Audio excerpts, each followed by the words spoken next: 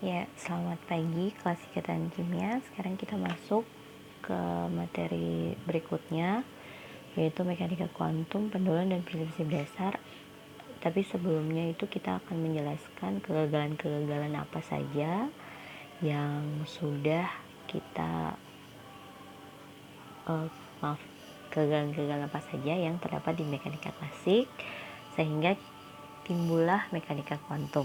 Kemarin kan kita sudah belajar mengenai apa itu sistem konservatif, apa itu yang mendasari persamaan dari si mekanika klasik itu kan hukum Newton dan dikembangkan ke persamaan Lagrange, persamaan Hamiltonian, kemudian sama asumsi dasar dan juga basar-basar umum di mekanika klasik, yaitu posisi kecepatan, posisi momentum, dan juga bagaimana partikel tersebut dianggap dia punya massa, kemudian dia punya posisi seperti itu ya. Nah, untuk mekanika klasik, pergerakan dari atom itu dasarnya itu kan cuma pergerakan dari atom dan partikel di dalam atom, atau bisa istilahnya subatomik lah, jadi atom dan subatomik. Jadi menurut mereka yang klasikal tersebut, bahwa di dalam atom misalnya ini atom nih, ada sesuatu yang di dalamnya, jadi ini atom, ini subatom.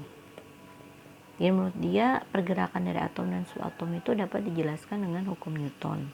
Nah, hukum Newton itu dia mengarah pada objek makro. Objek makro yang dimaksudkan itu yaitu misalnya kayak ilustrasi yang sering kita dapat di SMA itu kan, misalnya si Newton lagi duduk-duduk, tiba-tiba apel jatuh gitu ya. Nah, apel jatuh kenapa? Karena ada gaya. Nah, gayanya tuh tergantung dari massa si apel tersebut dikali dengan percepatan dari si bumi itu. Jadi pas apelnya lepas dari tungkainya sendiri gitu, misalnya angin niup atau tiba-tiba Ansel lagi duduk terus anginnya tidak sepoi-sepoi terus apelnya jatuh, ya ada gaya di situ. Jadi berdasarkan persamaan seperti ini. Atau objek makro yang lain, makro itu artinya yang kelihatan ya, yang kita secara manusia menjalaninya sehari-hari gitu ya. Misalnya objek makro yang lain itu seperti kayak pergerakan matahari sama planetnya, atau pergerakan bulan dan bumi misalnya. Maksudnya bulannya yang muterin si bumi gitu. Kenapa sampai planet mengitari matahari misalnya. Terus si bumi kenapa menarik bulan, kenapa mengitari bumi misalnya begitu. Kenapa? Karena ada massa yang lebih besar. Jadi intinya si dasar dari si Newton itu kalau ada sesuatu yang lebih besar pasti, jadi di sini kan kalau tidak salah itu m kecil per r kuadrat. Artinya ketika sesuatu itu ada massa yang lebih besar dengan massa yang satunya, berarti akan ada tarik menarik atau suatu interaksi antara yang massa yang lebih besar atau ya lebih besar dengan yang kecil. Atau misalnya sehari-hari lah, misalnya kayak kita analogikan lah, misalnya orang yang beratnya 100 kg, orang yang beratnya 100 kg gitu, jadi kalau narik orang yang 50 kg itu pasti ketarik dong yang 50-nya. Jadi seperti itu. Jadi analogi sederhana tuh, kalau lagi tarik tambang atau lagi tarik menarik misalnya antara dua orang, satunya 100 kilo, satunya 50 kilo, pasti yang ini nariknya lebih arah ke sana karena dia lebih berat begitu. Jadi makanya prinsipnya itu sesuatu kalau ada massa terus dia ada posisi, ketika ada massa yang lebih kecil pasti ada yang tertarik, seperti itu ya. Ya seperti itu klasik, mekanika klasik. Jadi dia cuma melihat sesuatu yang makro, yang kelihatan. Nah, untuk yang tidak kelihatan seperti elektron misalnya, kita ke yang mikro, hal ini tuh tidak bisa terjadi. Hal semuanya yang kita jelaskan panjang lebar semua itu tuh tidak bisa. Kenapa? Karena sistemnya itu kan masanya kecil. Masa kecil dan si sistemnya juga kecil. Jadi kita tidak bisa tahu sistem yang tidak kelihatan misalnya. Jadi untuk sesuatu yang tidak kelihatan secara kasat mata, berarti harus kita meneliti lagi bagaimana perilakunya. Perilakunya seperti itu. Karena kalau makro kelihatan, kita bisa ubah-ubah lah, terserah mau kasih gaya berapa, mau kasih masa berapa, itu terserah kita. Tapi ketika kita masuk ke sistem yang lebih kecil, maka perilakunya pasti berubah seperti itu.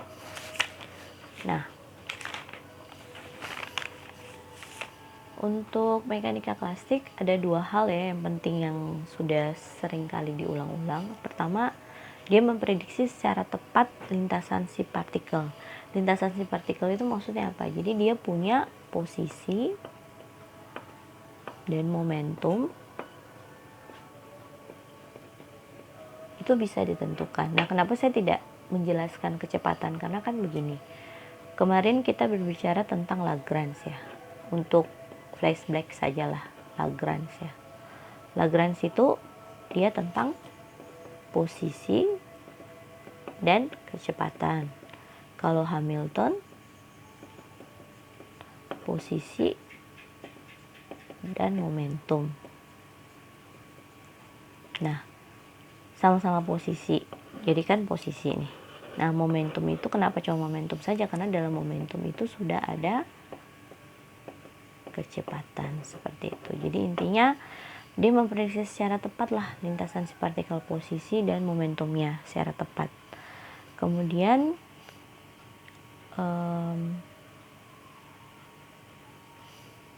dia memungkinkan translasi, rotasi, dan vibrasi untuk si partikel untuk tereksitasi atau pindah ke tingkat energi yang lebih tinggi dengan energi berapapun asal gayanya dikontrol. Jadi menurut dia eksitasi tuh terserah dia mau energinya berapa, yang penting gayanya ini yang dikontrol. Padahal sebenarnya untuk sistem yang sangat kecil yang tidak kelihatan seperti elektron, itu untuk rotasi saja tuh sangat ribet, untuk vibrasi ribet, dan untuk translasi juga ribet sebenarnya. Tapi itu nanti dijelaskan oleh ahli-ahli yang sudah menemukan keribetan itu, nanti kita jelaskan. Kemudian selain rotasi, translasi, dan vibrasi, untuk eksitasi sendiri kan yang sekarang ini kita sudah pelajari, untuk naik ke satu tingkat energi saja, misalnya dari eksitasi nih, misalnya dari sini ke sini, dari N1 N2 itu dia mau naik ke sini aja itu perlu energi berapa gitu. Nah, untuk naik ke 3 energinya juga pasti berbeda dan pasti artinya misalnya N1 mau naik ke N2 harus misalnya 10 elektron volt lah. Kalau cuman 9 dia tidak bisa naik, kan nggak sampai gitu energinya. Jadi dia mau naik turun lagi gitu, jadi nanggung lah. Dia harus bisa kedua, itu artinya harus pas-pas 10. Kalau lebih berarti dia bisa naik ke 3, tapi misalnya 13 gitu ya, 13. Kalau 12 dia nggak bisa naik dari 1 ke 3, dia paling misalnya kedua, terus sisa energi 2-nya dia simpen di sini di 2 misalnya ya. Jadi kayak kalau si klasik itu misalnya kayak gini, kita mau naikin bola misalnya, naik bola gitu ya, misalnya ini bola atau partikel yang dimaksud, terus kalau mau naik ke atas terserah energinya berapa aja gitu, terserah kan dia pindah miring. Nah, nanti kecepatannya sama gayanya kan diatur ya. Tapi kalau di kuantum itu kan Dia kayak tangga gitu ya. Kalau mau naik ke sana harus berapa, dari sini ke sini berapa, kalau dari sini mau langsung loncat ke sini berapa, begitu. Jadi bedanya tuh di situ. Kalau si klasik udahlah terserahlah, saya mau berapa saja terserah gitu kan.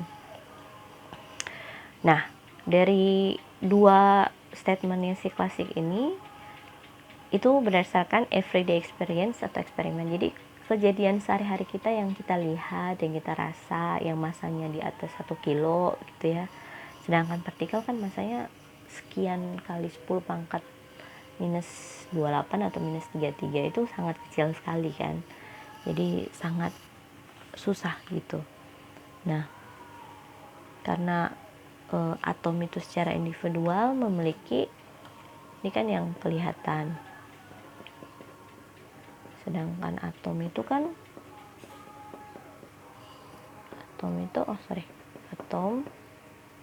dia objek kecil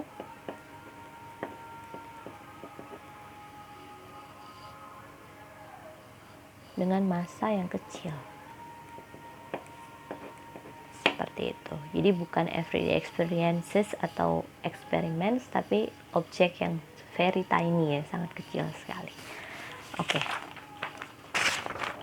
Nah, dari pembelajaran klasik, makanya kita harus melihat si partikel itu dalam cahaya. Jadi menurut si peneliti-peneliti, untuk melihat partikel berarti kita harus mempelajari cahaya, begitu, seperti itu. Jadi cahaya itu dia adalah radiasi elektromagnetik. Radiasi elektromagnetik dia punya medan elektromagnetik, artinya dia punya medan listrik sama medan magnetik. Medan listrik berbicara muatan partikel, medan magnetik mempelajari tentang pergerakan partikel. Jadi satunya tetap punya muatan, satunya jalan-jalan, seperti itu. Kemudian untuk medan elektromagnetik itu medan listriknya itu dia berisolasi ya,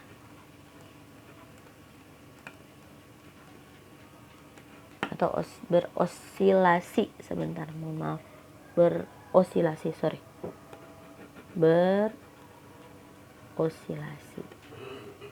Nah, osilasinya itu disebabkan oleh adanya medan magnetik yang mengganggu.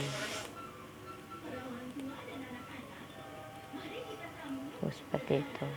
Jadi medan elektromagnetik ini dia dianggap menyebar sebagai gelombang harmonik melalui ruang hampa atau vakum ya. Nah, seperti gelombang medan magnet elektromagnetik itu dianggap sebagai gelombang. Jadi elektromagnetik itu dia itu dianggap ya seperti gelombang ya.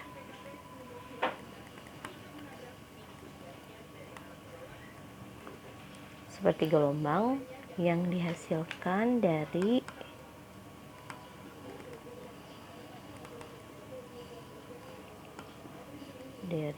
percepatan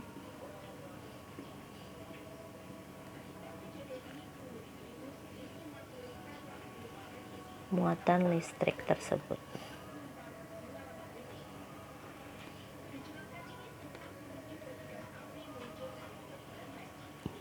Dengan gerak osilasi, atau lebih kenalnya tuh gerak osilasi gitu ya. Jadi medan elektromagnetik atau elektromagnetik, selain dia keduanya mengandung medan listrik dan medan magnetik, dia juga itu dianggap seperti gelombang yang dihasilkan dari muatan listrik yang bergerak secara osilasi, seperti itu. Jadi gelombang yang dimaksudkan ini gelombang cahaya dengan laju tetap yaitu 3 kali 10 pangkat minus 8 meter per detik. Seperti itu. Nah, medan elektromagnetik karena kan dia sudah dianggap sebagai gelombang yang dihasilkan percepatan. Terus kecepatannya itu sekian. Nah, kecepatan ini kan sama dengan kecepatan cahaya ya. Jadi intinya melihat partikel, melihat cahaya. Cahaya itu radiasi elektromagnetik. Jadi dia paling kebalik-kebalik seperti itu. Jadi cahaya, radiasi elektromagnetik, medan magnetik ada dua, medan listrik dan medan magnetik. Kan terbagi atas dua, elektro dan magnetik. Dia ada medan listrik, ada medan magnetik. Kemudian elektromagnetik itu medan listrik yang berisolasi. Isolasi itu akibat dari percepatan dari si medan listrik atau muatan listrik tersebut. Kemudian elektromagnetik itu dia menyebar sebagai gelombang harmonik melalui ruang hampa vakum. Nah, gelombang yang dimaksudkan ini yang dihasilkan dari percepatan medan listrik dengan osilasi dan kecepatannya itu sebesar 3 kali 10 pangkat 8 meter per sekon atau per detik. Nah, gelombang elektromagnetik itu dia memiliki panjang gelombang atau yang biasa kita kenal dengan lambda. Nah, ada dua istilah yaitu panjang gelombang dan frekuensi. Kita semua udah kenal ya. Nah, panjang gelombang itu adalah jarak antara satu puncak dengan puncak gelombang yang satunya lagi. Yang tetangganya jangan yang 1 dengan 3 di atasnya. Jadi gambarannya itu seperti gini. Ini puncaknya, terus puncaknya. Jadi jarak puncak ini dengan tetangganya, jangan yang sebelah sini kejauhan kan. Bukan. Tapi yang ini dengan tetangganya. Jadi ini dihitung sebagai panjang gelombang seperti itu. Kemudian frekuensi itu dia lebih ke inilah biasanya itu jumlah dari gelombang per detik. Jadi kayak misalnya dalam satu detik tuh berapa gelombang yang dihasilkan. Jadi misalnya kayak begini. Gitu ya. Itu kan satu gelombang misalnya. Terus ada gelombang lain lagi. Terus satu lagi. Iya. Nah, ketika kita kita tarik garis begitu, itu ada berapa gelombang begitu yang dihasilkan. Nah, jadi dari sini ke sini, ini kan ada 2 gitu ya. Atau ini gambar saya lagi agak ngaco, jadi atau begini. Kita hapus dulu deh. Jadi kayak dalam satu detik tuh ada berapa gelombang per detik yang sama. Jadi kayak ada satu begini, kemudian ada satu lagi yang agak kesana gitu ya. Terus ada nah ini nih. Jadi ada berapa gelombang, ada berapa itu yang terjadi selama 1 detik. Misalnya ini kan ada 3, berarti kan 3 per detik begitu misalnya. Jadi satu titik itu tarik supaya dapat berapa gelombang yang saling beririsan seperti itu.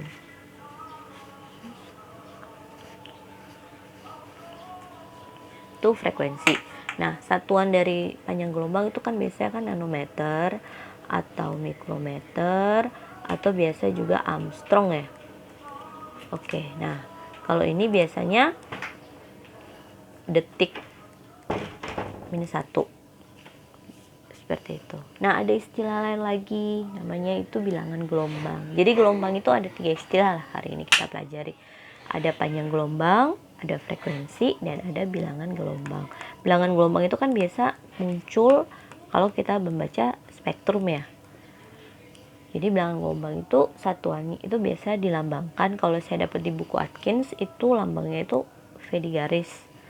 Itu rumusnya itu V per C. Makanya biasanya 1/lambda atau satuannya itu biasanya itu sentimeter minus 1 atau yang lain, begitu ya. Oke, jadi kalau panjang gelombang satuannya bisa nanometer, mikrometer atau Armstrong, frekuensi detik minus 1 atau hertz atau Hz. Kalau bilangan gelombang karena dia 1 per lambda berarti sentimeter minus 1. Nah, sebelum kita masuk ke sini, mohon maaf saya lupa menjelaskan bahwa kecepatan gelombang atau kecepatan cahaya itu sama dengan lambda kali frekuensi. Makanya untuk ini V per C ya. Kalau V per C itu kan sama dengan lambda. Makanya saya pindahkan ke sini jadi jadinya 1 lambda seperti itu. Nah, kalau ada yang belum mengerti juga untuk satuan-satuan kan, kalau dalam panjang, kalau 1 meter itu sama dengan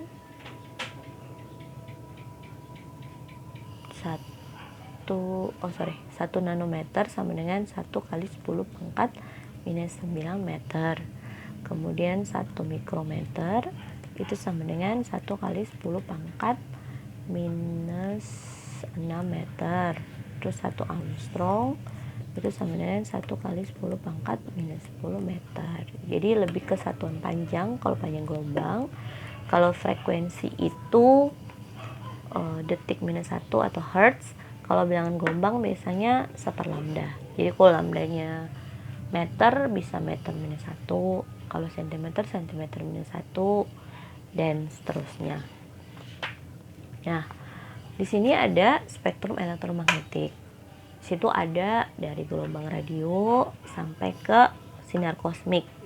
Nah, yang kita bisa lihat itu cuma di daerah sini. Mata kita pakainya di visible, begitu ya. Jadi cahaya putih itu adalah cahaya tampak, di mana merupakan gabungan dari semua panjang gelombang. Jadi kalau kita melihat cahaya berwarna putih, berarti itu gabungan semua panjang gelombang. Jadi kalau putih, saya tulis itu gabungan semua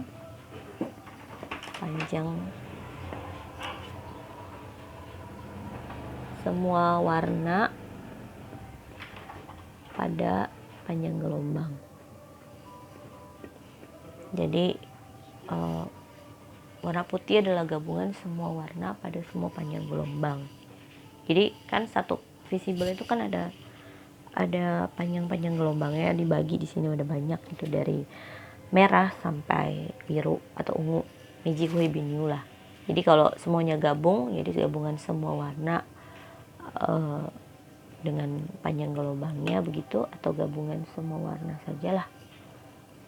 Ini saya hapus ya, gabungan semua warna, berarti yang warna yang kita lihat adalah warna putih. Kemudian cahaya tampak itu yang kita lihat itu dari sekitar 380 nanometer sampai 700 nanometer. Nah, tadi kan saya jelaskan 1 nanometer sama dengan berapa meter ya. Kemudian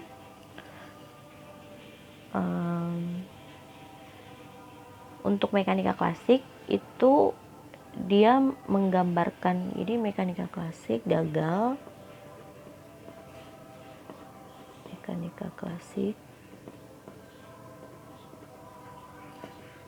itu gagal dalam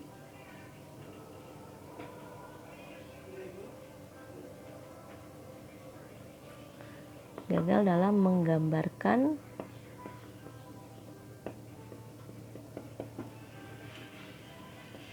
sifat-sifat dari radiasi yang merupakan partikel itu sendiri,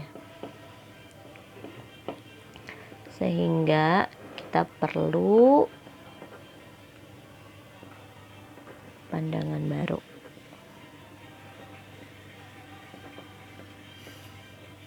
Yaitu makanya muncul mekanika